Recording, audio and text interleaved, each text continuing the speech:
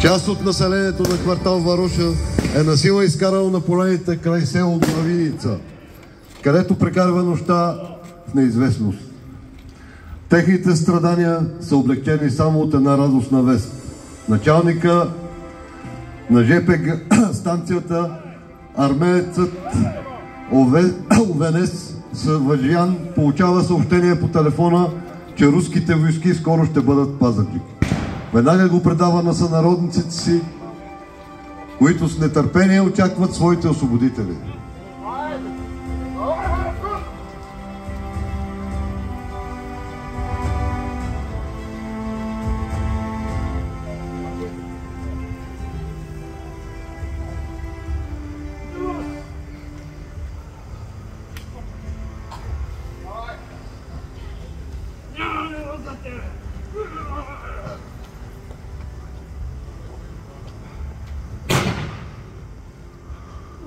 С идването на руските войски в града, населението се прибира по домовете си, като със сълзи на очи благодарят на руските войници.